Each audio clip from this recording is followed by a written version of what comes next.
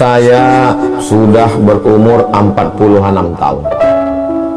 Kehidupan saya tak sama dengan kawan-kawan saya yang umur saya sama.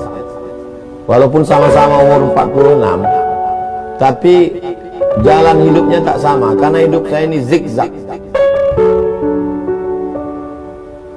Dari perjalanan hidup itu, saya ambil kesimpulan, menghadapi ujian hidup hanya dua saja, tak lebih.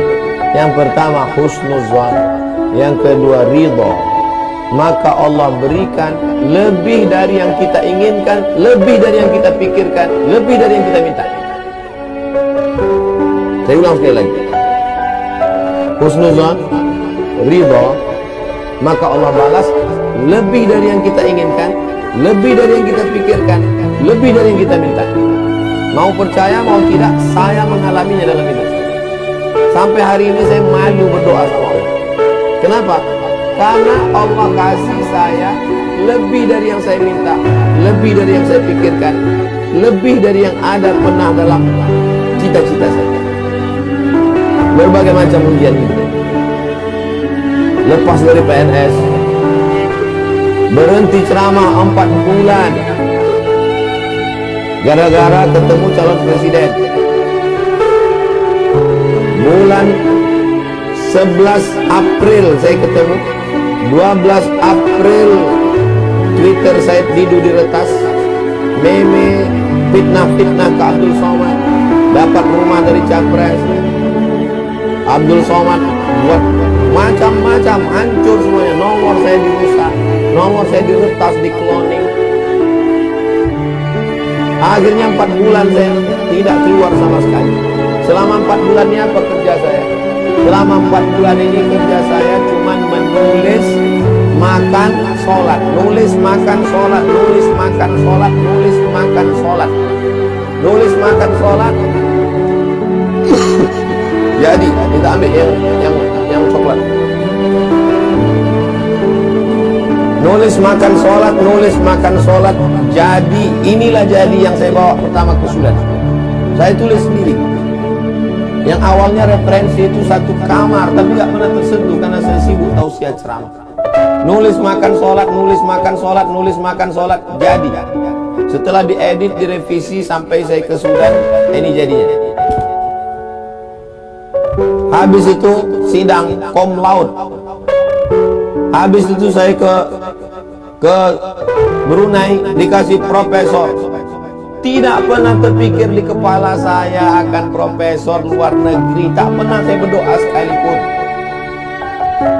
Lakukan apa yang disuruh Allah, minta sama Allah, ngadu sama Allah, usaha maksimal. Kalau sesuai doamu dengan yang terjadi, bersyukurlah. Kalau tidak sesuai apa yang kau minta dengan yang terjadi, ridhalah. Wala sawfa yu'tika rabbuka fatarda. Allah kasih kepadamu apapun yang kau mau selama kau ridha.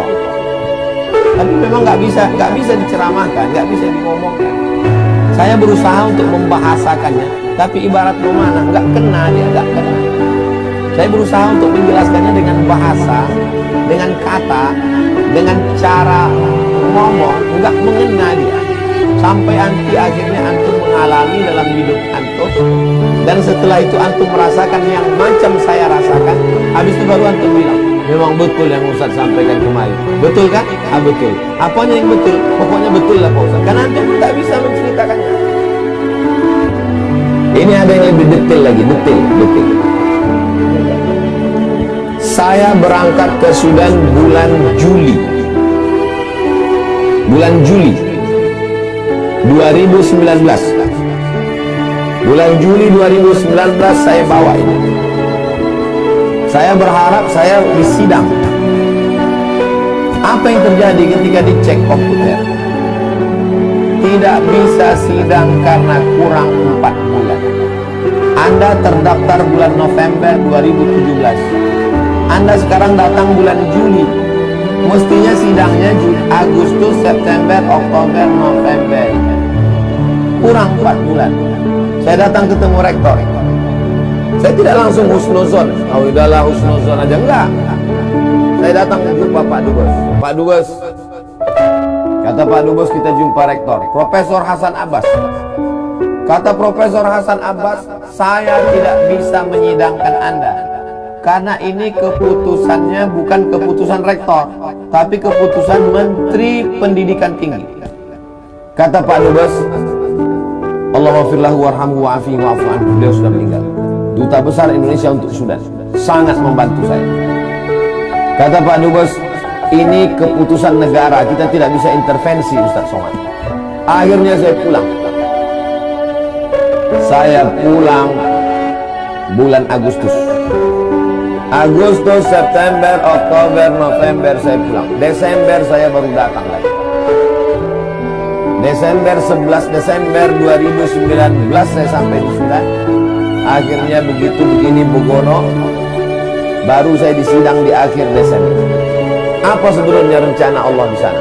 Karena 3 Desember ada isu besar yang menyerang saya.